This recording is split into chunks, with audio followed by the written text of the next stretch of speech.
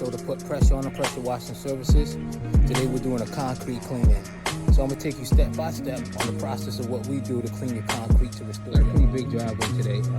It actually extends, going all the way around. So we're gonna take you step by step on how we do the cleaning. First thing we gotta do is we're gonna lay down our pre-treat. Pre-treat the concrete, prep it, get it ready for surface cleaning. And once we surface clean it, after we surface clean it, the next step is to pressure wash it.